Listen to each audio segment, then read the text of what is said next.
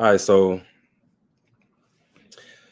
when we did the other pod Friday, I had a lot of pessimistic statements that I held back because I was looking at the schedule. I was looking at how things were going as far as the offseason, draft, etc. We had a very underwhelming offseason. We weren't really able to do a lot of the things that I kind of wanted us to do, as I said in the previous pod. And I kind of held back a little bit, and I'm really not feeling too optimistic about this upcoming season personally. Um, Let me ask you this to start off with the running back room. I feel like we do have one of the weaker running back rooms in the NFL, and I mean that with all due respect because these are pros at the end of the day. But I feel like in order for Dak to have, even though Dak had a pretty good year, he had his best season last year, arguably, or you could say he did. I just feel like at this stage he needs an elite running game really to unlock some of his game as far as being a quarterback. Because Dak is a very quality quarterback. I feel like he's top 10. That's just my opinion. But I really would love to see him with like a top or upper echelon running back again. I feel like that's when he's at a better part of his game, personally. With the wide receiver room, we saw that they said they was going to ramp up CD's activity kind of slowly. They was going to be very careful with him. I know they don't want to risk injury because he's missed so much time. And with the defense, I feel like we had a pretty good transition or a pivot from Dan Quinn to Zimmerman. I feel like that's as pretty good as you could get. I've been hearing some pretty good things as far as like what he can do to our defense. I can't wait to see him implement his system that he has for us. But it's just what can go wrong will go wrong. Like let's be clear about something. We're not winning 12 games every year. We did it 3 years in a row. I really like if we win 12 games again, then that's just a testament to continuity. I feel like that's continuity at its finest. But can you sell me if you can on this season that I'm down on? Well, yeah, I mean, I'll start with the running back room. Obviously, I mean, we got Zeke back, which is cool. It's good for like camaraderie and shit like that. But as far as like on the field production, I don't really know what that does for us. But on the bright side, I think Rico Dowdle, I'm high on. I think he's gonna be pretty good. Deuce Vaughn also made the final roster, and I think he's gonna be a good like gadget guy. We can use him in different areas. He's a good receiving back, as well as he's able to kind of be like a Darren Sproles type of guy where he's a small guy, can hide behind the lineman, pick up some yards. So I think it's gonna be that trio is gonna be pretty good. And they're gonna be crucial because obviously with Dak and the play action, if your run game is not really making the defense adjust, and your play action is going to be non-existent. And Dak kills in the play action when it comes to play action passes. So we're going to need them to step up, and I think they will. When it comes to the receivers, obviously CeeDee Lamb just resigned. Like you said, they want to ramp him up. But all the talk out of camp, they've been saying Jalen Tolbert is looking like he's going to be a true like number 2 guy. So if we can really have him step up and be a true number 2, which we really haven't had like a 1-2 punch since we had Cooper and Lamb back a couple years ago. Yeah. Michael Gallup didn't pan out. Brandon Cooks has been okay, but not like a real number 2. So if Tolbert can come in and be that number 2 guy, then I think like this, it takes the offense to a whole nother level, because then you got 2 guys that can really command on the outside, especially in even CeeDee Lamb. He can move around to the slot and be kind of wherever you want. Like it really makes defenses have to be honest, and they can take advantage of that. The defense is going to be good. I think that's going to be our strong suit this year, even with Bland out for 6 to 8 weeks. I think the defense is going to be the strong suit. Mike Zimmerman, he's inherited a really good unit already. Pass rush is going to be there. We got good linebackers now, so it's really just on the back end, like those safeties, which they got some continuity now with Hooker and those guys that have been there. They've been playing together for, I think this is going to be the 3rd season in a row with Hooker and my guy Javon Curse. So I think they should be good on the back end. Trayvon Diggs coming back from injury. We'll see how he looks out there. You never know. Some players come off that ACL injury and they look like they never missed a beat, and other guys, you kind of see they kind of lost a step or two. So, you don't think that the doctors figured the ACL out? I don't think it's so much on the doctors as much as it is on the players. I think sometimes players, I think it's a mental thing. Like when you bounce back from an injury, I think if you really believe in yourself and you believe in like in your body and your ability, I think guys like that can bounce back. Like we saw Adrian Peterson bounce back and get 2,000 yards. I think it's all mental. I think the doctors, as far as that end, the medical side, I think they figured it out. They can get you back up and running within I mean, 8 to 9 months they trying to get him back. But I think it's really on the player and the mindset you got, whether you taking your rehab seriously, and if you really believe that you're gonna be able to bounce back. Because I mean, I would have to imagine you go into some type of like depression and like just down when you come off an injury like that, thinking about your career and if you're gonna be able to play again. So I think it really depends on the player's ability to bounce back from and get their mindset right for a season, knowing that like there's so much money at stake and your career is at stake and think about what's next. So yeah, I think with Diggs, I mean, it seems like he's good to go, but we'll see it when he's out there on the field. Week 1, we got a big matchup with the Browns. So him versus Amari Cooper, they know each other pretty well, I'm assuming. So that should be a good matchup for him. Let's talk about Dak for a little minute. Dak is in his 30s now. Do you think Dak can unlock another level in his game, or do you think we're sort of seeing like final form Dak Prescott? Oh no, he can for sure unlock another level because you got to think about it now. Quarterbacks nowadays, like their goal is to play into their 40s. So with him just Right. entering his 30s, like he's got a lot of time, and like you don't want to spend a lot of time being this same player and not really kind of still ascending. Like so, Right. he's definitely got another level he can get to. We've seen guys, Tom Brady, the Aaron Rodgers, the Drew Brees of the world that played into their late 30s and really even still took it to another level. You might not have like as much arm talent as you had when you were younger, but there's intangible things you can do to take your game to another level. Whether it just be IQ wise, making the right throws, knowing the rub routes and hitting guys underneath, and just kind of making the game easier for you. So I think with Dak, it's definitely going to be limiting the turnovers. He didn't have a ton of interceptions this past season, but it's just like knowing when to take those chances and when not to, especially in key moments in games like these playoff games. Just knowing like, yo, do I really need to force this ball into that window, or should I just settle and kind of hit my check down, or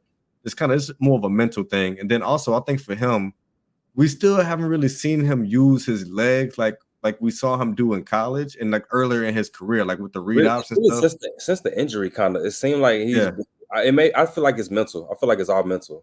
yeah. You can tell he's timid out there just because you don't want to obviously hurt yourself again and let your team down. But I think when you have that ability, he's a big quarterback and he's got some legs under him. So I think you kind of have to do it. I think he has to have at least like 5 to 7 rushes a game where because it's just easy yards. You can pick up an easy, even if it's just 5 to 6 yards, and then just sliding or going down and giving yourself up to where you're not taking a big hit and not, putting yourself in a position where you're getting tackled awkwardly and possibly getting injured. Like I think there's too many times we saw last season where he would have like nobody open, but he has like an open like lane or open area to run and get a couple yards, and he just wouldn't take it, and then you end up taking a sack or something that's kind of putting you in a worse position on third downs, get you into a third and long, where you could have picked up, even if it's 3-4 yards, and you got like a 3rd and 2, a 3rd and 3 instead of a 3rd and 13. So I think he just has to get more comfortable using his legs, especially when you have the ability to, because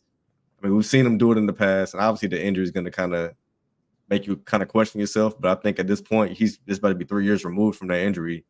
You kind of got to get back to like how you was looking your first couple seasons in the league when you won Rookie of the Year and you were using your legs and also pretty accurate with the passes. So I think he's got to get back to that. And especially because I feel like since he entered the league, the Cowboys have done an excellent job with surrounding him with some of the better offensive lines in the league. So from like a punishment standpoint, Dak is pretty secure back there. I would think so. Yeah, And I was talking to some guys earlier today about that who aren't Cowboys fans, by the way. And I just kind of told them, Dak getting 60 to 65 million. At first, I kind of was iffy about it, but now I kind of make peace with it because when you understand like the business side of things, that's just what it is, bro. Like it's just the market. You know what I'm saying? Like Dak is up. Dak is up. Like guys like Trevor Lawrence, Justin Herbert, Lamar Jackson, they've all surpassed him from a financial standpoint. A lot of guys, Dak is actually pretty low on the list if you yeah. look at like what they make annually. And a lot of those guys aren't as accomplished as Dak Prescott. It's more of a like what we think you can do type of deal. With Dak, it's more of just maintaining that stability at quarterback for us. And that 60 to 65 is just his number. I pretty much made peace with it.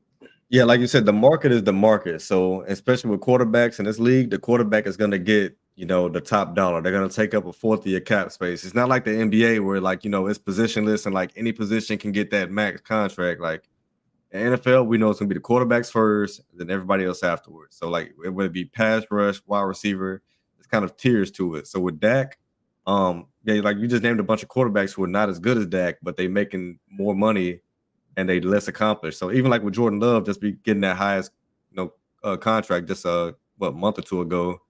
Even though he did beat him in the playoffs, he had like this is his first playoffs. He had some success, but I don't know if that warrants you being the top paid quarterback in the league. So Dak being on America's team, obviously the Dallas Cowboys, the richest franchise in all sports, he's gonna get that money. Like whether you like it or not, he's got to get paid that money. I would say he deserves that money being in this position, and it just kind of is what it is. Now, from a team standpoint, obviously, we just locked up CD Lamb. We still got Micah to go, so that kind of puts things in limbo. But Micah's still on his rookie contract, 5th-year option, things like that. So you can kind of work it out, and he will eventually become the highest paid defensive player of all time. So he's gonna get his bread unless he just absolutely shits the bed this season, which I don't see happening. He's gonna get his bread, but I think Dak is gonna be the priority. He's got to get the money. Can't be mad at it. It is what it is, and that's just what it's gonna be. It's like something is just like, what's the worst that could really happen this year? And I'm thinking, I'm just like, what if Dak kind of like takes a step back? What if Mike McCarthy just comes out there and it's just like the offense just doesn't look the same, like because a guy like Tony Pollard, I feel like he had an explosive factor in the offense. We no Yeah, longer have that. And I feel like this year, this is gonna be the first year in a while. I can't really think off the top of my head, but I feel like we're gonna really have running back by committee. It's gonna be that for the first time in a long time. I really, really can't remember the last time we had running back by committee, and I feel like this is gonna be like one of the first years. And I really hope guys like Deuce Vaughn can have some success from like actually running the ball.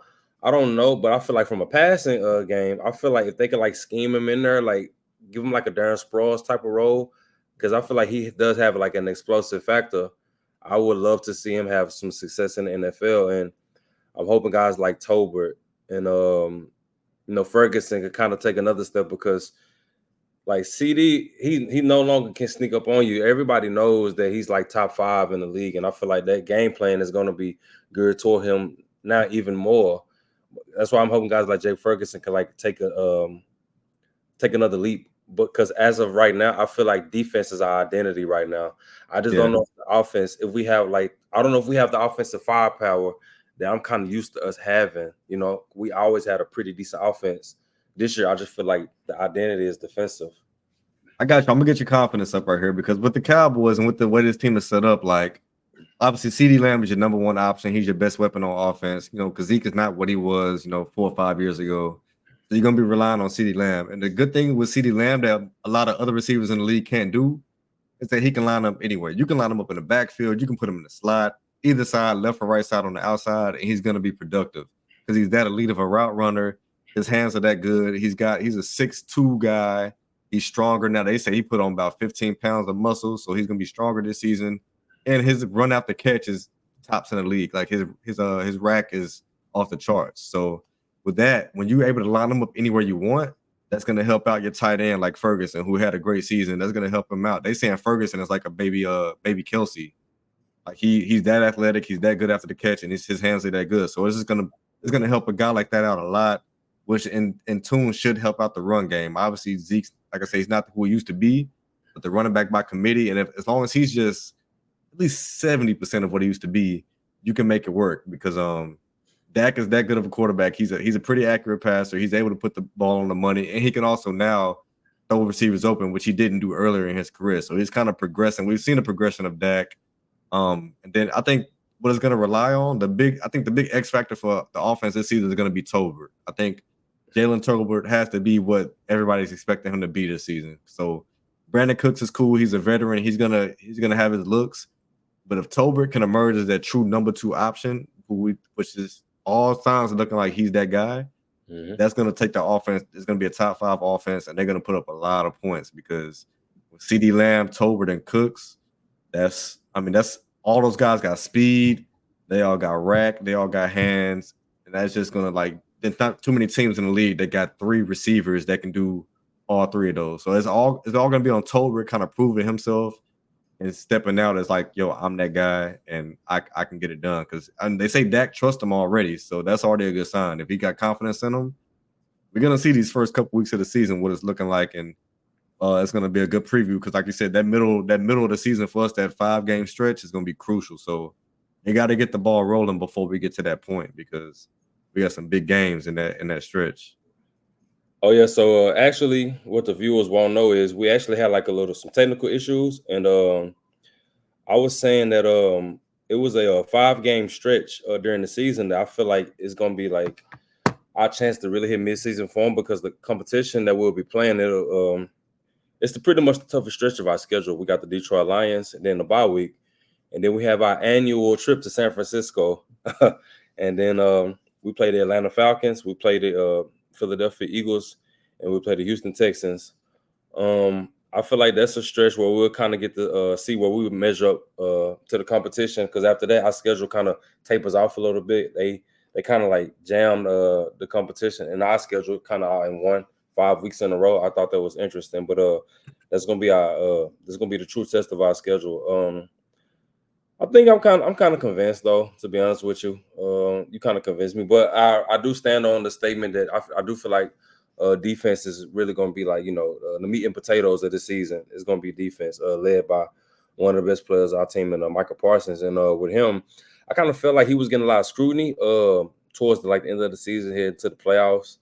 I can't remember who it was, but somebody was like he just doesn't get enough pressure when the moment matters the most. I feel like he's going to be under a microscope, especially because he's going to be seeking a new contract. Well, actually, he already seeking a new contract.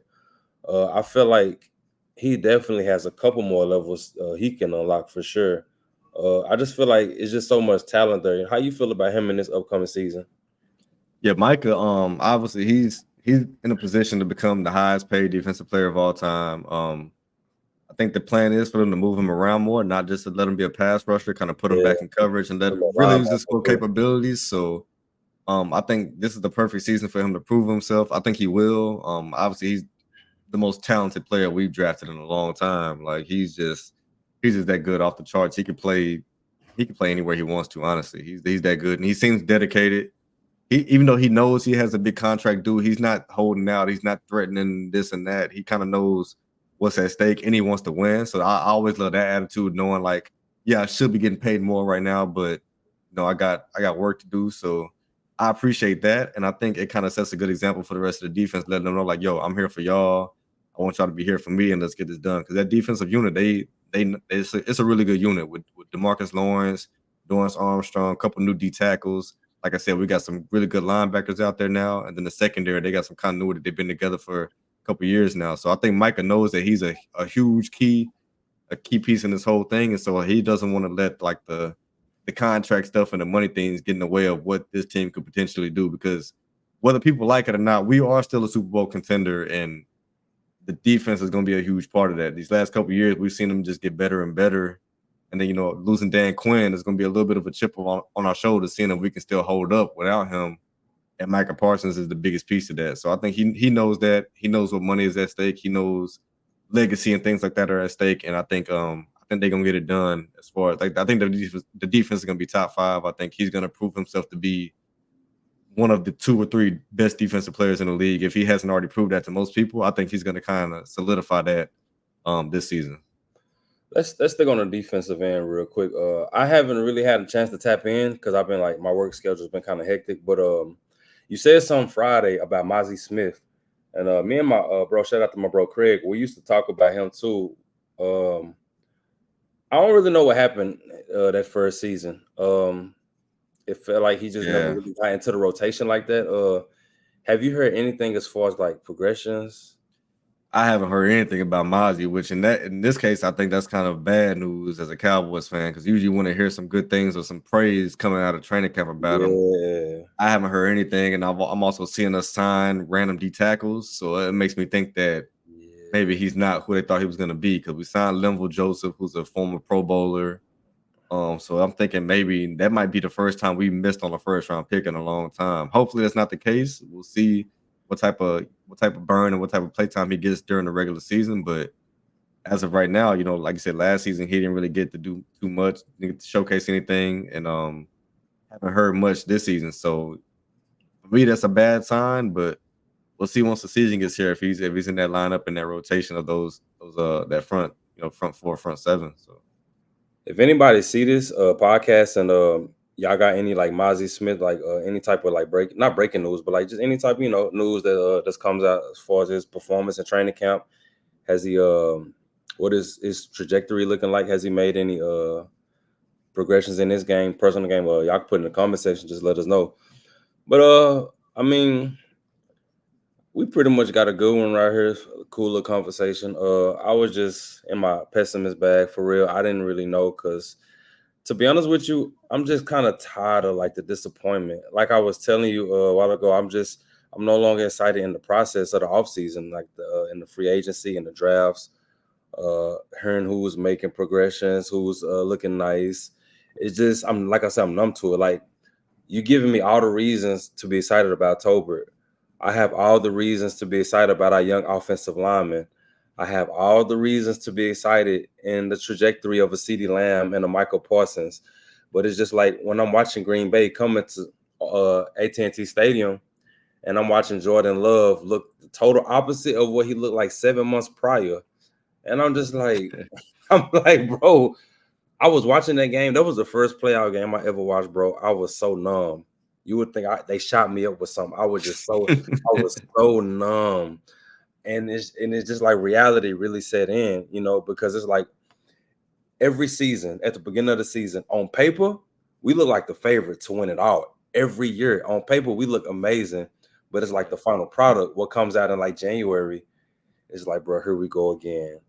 I keep rewinding back to Green Bay. I'm like, bro, Dez caught that ball, bro.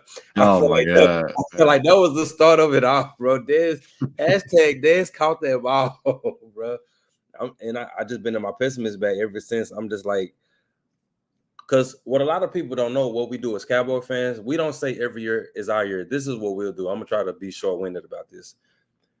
We'll see our team on paper. We'll see them play. We'll be like, all right, they pretty good. And if as the year goes on, what we'll do, we'll start to drink the Kool-Aid. And we'll be like, oh, this team might be all right. And then some weeks go by. Last year, I'm gonna tell you what my doubts was. We played the 49ers. We got smoked. I'm like, okay, we didn't play that level of competition until like Buffalo, and we were in Buffalo. I was like, this is the team that we're gonna play that's kind of similar to a San Francisco. I'm not saying they quite there, yeah. but this is like our toughest test. We lost against the Buffalo Bills pretty convincingly. I turned that off. I ain't gonna lie, I turned the game off. I wasn't trying to watch that. And in my mind, I'm just like, bro, we not ready. It's just something that we lack. And I don't know if it's like a physical nature of like an old Pete Carroll team or like an old Mike Tomlin team or like a Kyle Shanahan team. It's just like the physical elements of football. It's like we just lack that a lot, and like that tenacity or like that willingness to just overcome no matter what the circumstances are. I feel like we just lack I that. think it's that big game, like having that big game mentality and like that big. It's Yeah, a different level you got to take it to when it's like those big marquee matchups. In the last like I don't know how many years we just haven't really shown up for outside of the division games like against the Eagles. Any of the other games we've never really shown up. Obviously the 49ers the past couple of years, that Bills game, just any big game against a big time team that's considered like a threat. We kind of tend to not show up for the moment. We look small where these other teams look like world beaters to get us. And that's why a lot of those games get out of hand and it makes us just look horrible. But I just think it's more of like a preparation, a mental thing, and just kind of really being ready for those moments. yeah. But it's like, but going back on the other statement, it's like we'll drink the Kool-Aid and start getting real optimistic about the season. I remember years prior just having conversations with one of my bros. Shout out to my bro Chris. He'd be like, "Hey, how you feeling? Like we look kind of good." And it's like it start to get you like you get high hopes when the postseason comes around, but it's like the result is the same. It's like we can't get past the divisional round. Or now what after the wild card, what is that? Yeah, divisional That's round. yeah, sorry, y'all. Yeah, we can't get past that division round. I remember losing the 49ers. Then I remember losing. We lost to the Rams a little while back, and I'm just like, what is it going to take at this point? Because I feel like the talent is there. Like one thing that the Cowboys do well, we draft very well. Like we put the pieces in place. Like what is it though? Like I don't want to wait for a team to age out. I don't want to wait for the 49ers to pay Brock Purdy, choose between Greenlaw and Fred Warner, let Kittle or Samuel go, let McCaffrey hurt himself out. You know what I'm saying? I don't want Yeah. I want y'all to show that we can beat a quality team like this, because I feel like that's what it's going to take to win the Super Bowl. Because when you look at like the AFC, you look at like the Bengals when Burrow was healthy. You look at the Ravens. You look at like the Chiefs. Like you know what I'm saying? Like I wanna be able to show the world that we can compete and win against this caliber of teams. And it's like when the big game come, we just can't. We even lost to Miami last year, and they look like a complete joke in the play. I'm like, bro, you Yeah. gotta be kidding me. And Yeah, it really starts in the regular season because when you like say you beat the 49ers this season in the regular season, you put a little bit of doubt and you plant that seed in their head to where they thinking like, oh man, we see them in the playoffs, what's gonna happen? So you really like those marquee matchups in the regular season, you might think it's just a game, but really like you can really plant a seed and get into a team's head and make them think like, oh man, maybe we can't beat these guys. So and I think that's what helps these other teams is that they beat us in these big matchups in the regular season, whether it be the 49ers, you know what I mean? And then we get to the playoffs and we playing them, and it's like, oh, they already feel like, oh, we already beat them once and we got an edge on them.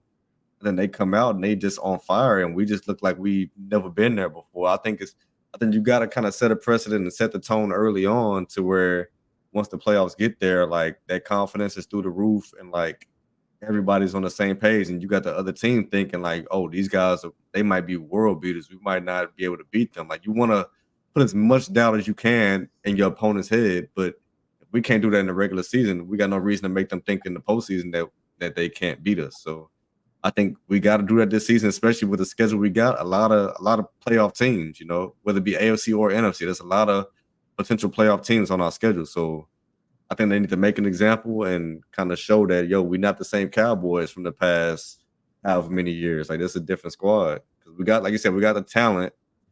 It's just a matter of putting it all together. I mean, I'm not the hugest fan of the coaching, but that's another conversation for another day. But as far as the talent and the players we got out there, we got it all. So we'll see. well, before we go, I do want to talk about one coach in particular.